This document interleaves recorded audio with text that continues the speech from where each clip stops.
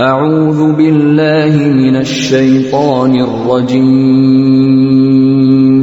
پناه غواړم د الله د شیطان رټلی شوینا. بسم الله الرحمن الرحيم شروع کوم پنوم د الله چې بخونکې مهربان دی. يسبح لله ما في السماوات وما في الأرض الملك القدوس العزيز الحكيم. د الله پاکي بیانوي هر هغه څه چې په اسمانونو او پزمکه کې دي. هغه بادشاہ دی، پاک دی، زبردست دی او د حکمتونو خاوند دی. هو الذي بعث في الأميين رسولا منهم يتلو عليهم آياته ويزكيهم ويعلمهم الكتاب والحكمة وإن كانوا من قبل لفي ضلال مبين.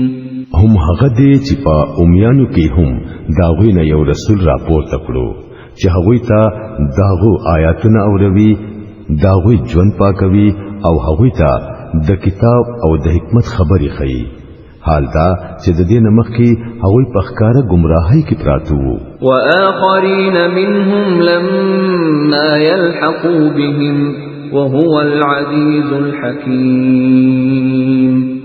او د دې رسول پیغمبري د هغه نور خلقو د پاره هم دا چې اوس لا د هغوی سره ندي میلاو شوی. الله زبردست او حکیم دی. ذلك فضل الله يؤتيه من يشاء والله ذو الفضل العظيم.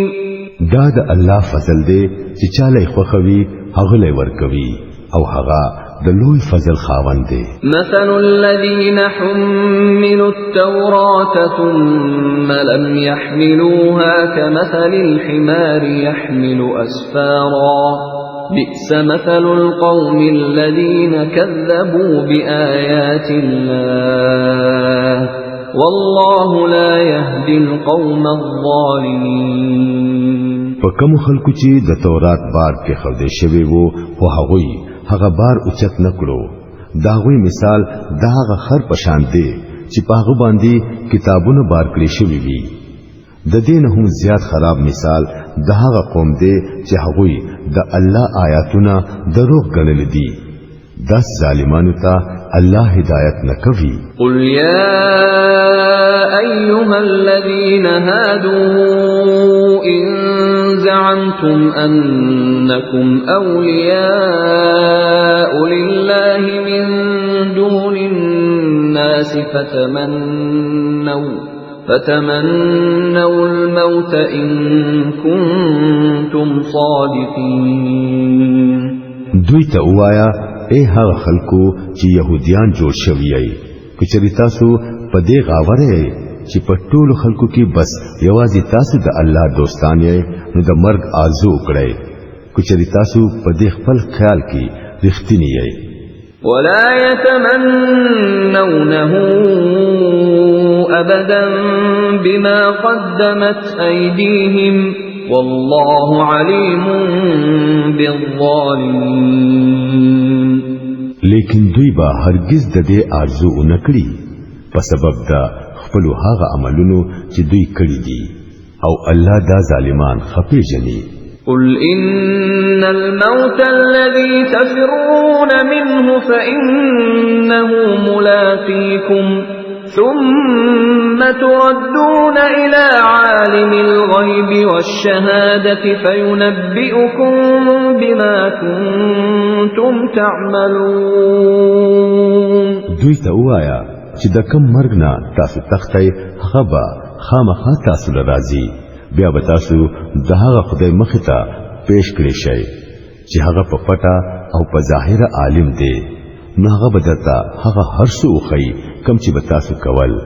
يا أيها الذين آمنوا إذا نودي للصلاة من يوم الجمعة فاسعوا إلى ذكر الله وذروا البيع ذلكم خير لكم إن كنتم تعلمون اے هغه خلکو چې ایمان مو راوړی دی کله چې د جمعې په ورځ د مانځه لپاره आवाज وکړي شي نو د الله ذکر ته منډه کړئ او اغستل خرڅول پرېږدئ دا ستاسو لپاره زیاته بهتره ده کو تاسو پوهیږئ فإذا قضيت الصلاة فانتشروا في الأرض وابتغوا من فضل الله واذكروا الله كثيرا لعلكم تفلحون بیا چې کله منځ پوره شي نو پزمکه کې خوار شي او د الله د فضل تلاش وکړئ او الله ډېر ډېر یادوي شاید چې تاسو ته کامیابی نصیب شي وَإِذَا رَأَوْا تِجَارَةً أَوْ لَهْوًا انفَضُّوا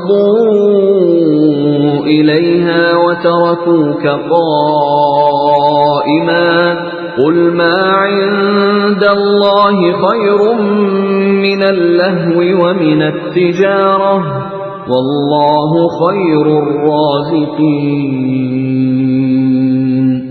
او کله چې هغوی تجارت او لوبه تماشا ولیدا نو هغه ته منډه کړه او تی ولاړ پرې خو دی دوی ته وایا چې د الله سره دی هغه د لوبي تماشه او تجارت نه بهتر دی او الله د ټولو نه بهتر روزي رسان دی